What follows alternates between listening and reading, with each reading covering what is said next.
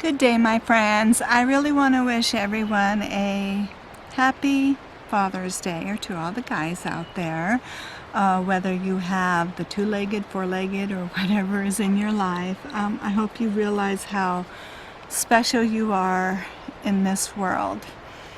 I also want to re-release a video that I made a year ago about my father, and he was a very incredible man. He had an incredible tough journey as well, and we also had a very unique relationship too. I don't think I could ever redo another video that would be so well done in tribute to my father than the one that I did last year. So I think from now on, every year, I'm just going to keep re-releasing this video about my father for anyone who would like to see it again, who might have saw it last year, any new people, because it really was so well done in tribute to my father. So with that in mind, I'm going to re-release it, and again, I wish everyone a happy Father's Day, and I will see you in the next video. Hi all my friends. I just want to take a time and say happy Father's Day to all the men that are out there, and I also want to share a story about my dad and take a time to reflect on him. And the reason I'm doing this is I think you'll get to know me a little bit better by knowing my father too. I believe we're all a reflection of our parents and how we've been raised, or things that we might have saw as we were children, those of us that are adults. And I hope you'll stick long enough to hear a few words of wisdom that I have also learned along the way for even fathers that are out there, okay? There's no perfect family out there. There's no perfect father out there. There's no perfect mother out there. But we are the outcome of, and a reflection sometimes, of our upbringing, and that is just a fact in life. It could either make us a better person, or it can make us maybe an unkind person, okay?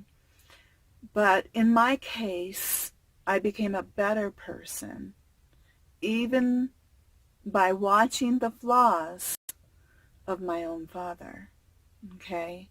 But yet my father was an amazing, loving, kind, compassionate man that ever walked this earth.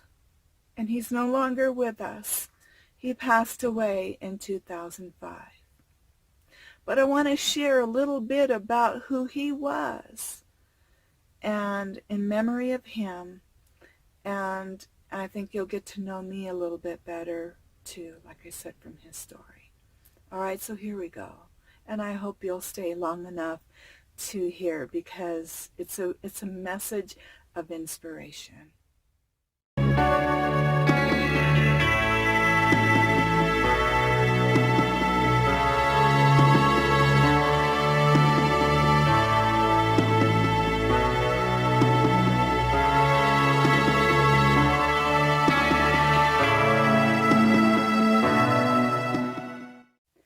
My father was just a young man, barely like 18 or so, at the time of World War II. At that time, you didn't have a choice to go to war. It was a time of draft. It was a time of not a choice. Today, we have more of a choice. But back then, you didn't. So no matter what kind of person you were, how strong your mind was, you were drafted, and you had to endure the war of World War II. My dad was a bombardier in the Air Force, and he had seen things that no man should ever see. and he saw the horror that um, the Jews had to go through. And I saw pictures as a child and as I grew up that he had of the Jews dead and in the piles. I mean, it's not an image. I mean, I saw an image from a picture that was real from people that had saw this. But, you know, my dad had seen so many horrible things through that war that no person should ever have to endure or see. So when my dad came out of the war, he leaned on alcohol to get him through life and through the pain. And so I grew up with an alcoholic father and also parents. And even though my dad was a really good drunk, he was a happy drunk, it still brought some arguments and hostility and everything between my mom and him at times, not all the time. I mean, we really had a good life with my parents, and I'm one of the lucky people that they called dysfunctional. They were functional alcoholics is how you want to call it. And so they still worked, had a job, made money, but come home and drank every night, So, but we traveled. We also did things. My dad was a special man. He taught me to appreciate also nature, the outdoors. We went up to the mountains and we'd have picnics.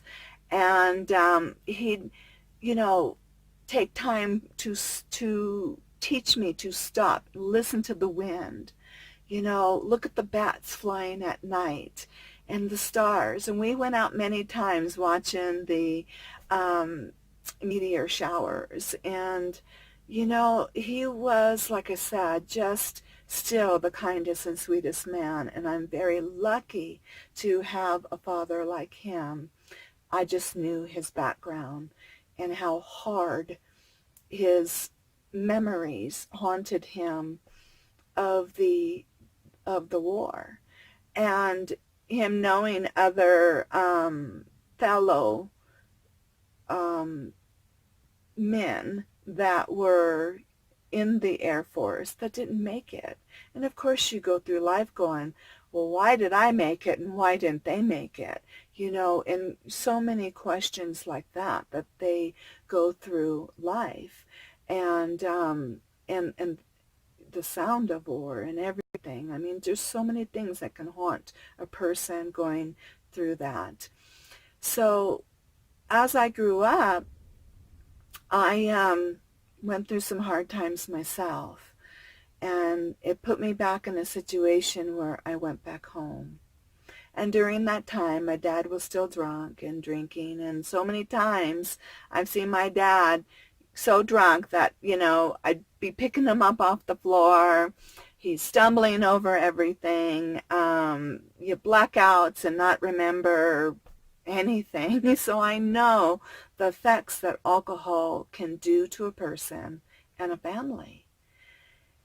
And that's too when I told myself that no matter how hard life got, I didn't want to be like that.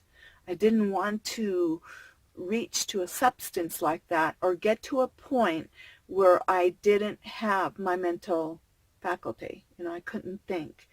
Of course, I drank. We all drink a little bit here and there, but never was the party drinker or doing that kind of stuff, or just an occasional drink and things like that, but nothing that became daily, or nothing that sure, in times I might have wanted to lean that way, but I was able to say, whoa, wait a minute, I can't be reaching to this. This isn't going to fix my problem. My problem's still going to be there, and if anything, it's going to make my problem worse. And that is something I have learned from my upbringing and what I saw through my family. But so there was a time when I went back home, and my dad was still drinking, and I was searching for, my place in life and how to get through hard times. And I reached to God. I found God in Jesus Christ as my Lord and Savior. I did. And this isn't a video to push that on anybody. This is just sharing what worked for us, okay? And so when I went back home, I was going through a divorce from my first husband, who was very verbally abusive, that no one should have to go through what I went through with that man. And I just said no. I stayed 4.5 years, and I said, this is not a life for me. I need to rebuild my life, and it wasn't easy. And I went back home. So my dad saw me trying to pick back my life back up as I found my way with God and going to church. And he went to church, and he went with me at times, but still, struggling with his past. And so I was there about 6 months, and then I couldn't take the drinking anymore, and I ended up, now as an adult, I'm about 28 years old, and I'm telling my dad, I love you, I don't love the drinking. So I had to define the difference. There's a difference, and I don't love you when you're drunk like this. I don't like you when you're drunk like this, but I love you. I love you as a person, but I can't be around this environment anymore. It's not healthy. It's not good. And so I ended up telling him I need to leave, and he was crying, and he didn't want me to leave. And I had been listening to, I went to a church that was just very upbeat, upbeat music, and we were just on fire for God. I mean, we just knew what God can do in people's lives. And so I didn't know, when I'm in the bathroom and I'm trying to pick up my life. My life is a freaking mess at that time. And I'm in the bathroom, and I'm getting ready, and I'm, rocking to my Christian music, and, because it was very contemporary, very upbeat. And I didn't know he was listening. So he made me, or not made me, nobody makes you do anything. So he asked me to record, all these favorite songs that I didn't know that he had been listening to, because my church had put everything on the music on, they had made CDs, And so I said, okay. And we had a dual cassette machine, and I'm copying and making music and, putting all his favorite songs. And I left him with that tape, and our church was just praying for our loved ones. And I was just praying so hard for my dad, because my dad tried so many times to become sober. He went into the hospital where they do that program. He came out, went back drinking, Nothing worked for him until within 30 days after we were praying for our loved ones. And God somehow, through my mess of a life, used me at that time to witness to him and to talk about God and Jesus Christ can be his Lord and Savior, not that alcohol. And I was amazed that my dad gave up alcohol 30 days later and surrendered his life over to God. And I mean surrendered. My dad was so on fire for God that it's amazing the good work that my father did in the last 16 years of his life up until the time he passed away. My dad had been a former AA, person where they go to AA. He tried that. Never worked for him long term until he gave his life over to God, to Jesus Christ. And then he was a sober man up until he passed away. And he actually became a sponsor for many, many people.